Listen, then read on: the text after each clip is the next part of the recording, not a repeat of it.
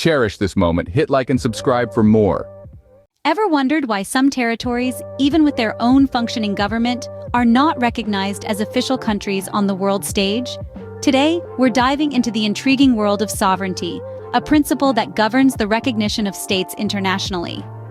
Sovereignty is a complex and multifaceted concept, and it's not just about having a government or a defined territory. It also involves international recognition. You see, the world is not only made up of recognized countries, there are also territories, entities, if you will, that exist in a kind of geopolitical limbo, unrecognized by the international community, yet functioning in their own right. This brings us to the terms de jure and de facto countries. They represent the legal and practical aspects of sovereignty, respectively. However, we're just scratching the surface here. There's a lot more depth to these concepts. To truly understand this, we need to delve into the concepts of de jure and de facto countries. De jure, a Latin phrase, translates to in law, signifying legal recognition. This term is often used in political science and international law to describe the status of entities like countries. Let's delve into the concept of de jure countries, which are, in essence, countries recognized in law and by the global community. A de jure country isn't just a piece of land with a flag. It's a geopolitical entity recognized by international law and other countries. This recognition comes from a mutual understanding that the entity meets all the criteria of being a country. These criteria include a defined territory, a permanent population, a functioning government, and the capacity to enter into relations with other countries. Take the United States, France, and Japan as examples. These nations are de jure countries because they are widely recognized by the international community, and they have established governments that exercise control over their territories.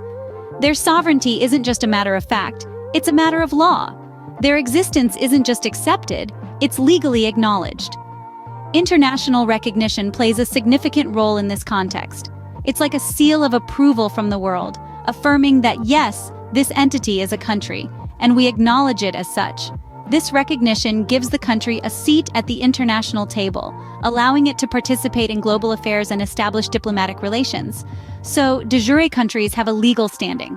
But what happens when a country exists in practice but not in law? Enter de facto countries, another Latin phrase meaning in fact or in practice. These are territories that, in reality, operate independently, but don't have the legal recognition from the international community as sovereign nations. They exist, they function, they interact, yet in the eyes of international law, they are invisible. Take Taiwan, for instance. It has its own government, its own economy, it even has its own passport. Yet, it's not recognized by the United Nations, and many countries around the world don't officially acknowledge its status as a separate entity from China. It's a country in practice, but not in law. Or consider Kosovo, a territory in southeastern Europe. It declared independence from Serbia in 2008, and it has been recognized by over 100 countries.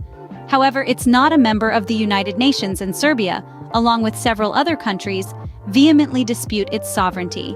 Then there's Somaliland, a self-declared state within the borders of Somalia. It's been functioning independently since the early 90s, with its own government, army, and currency. But it has zero official recognition. These are but a few examples of de facto countries, each one a testament to the complex dance between practical reality and legal recognition on the global stage. It's fascinating, isn't it? A country can function practically without legal recognition. Now that we have explored both de jure and de facto countries, let's summarize.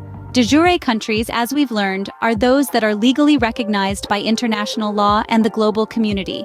They have clearly defined borders and a recognized government. De facto countries, on the other hand, don't necessarily have that international legal stamp of approval, but they exist in practice. They have functioning governments, control over their territory, and a population that lives under their rule.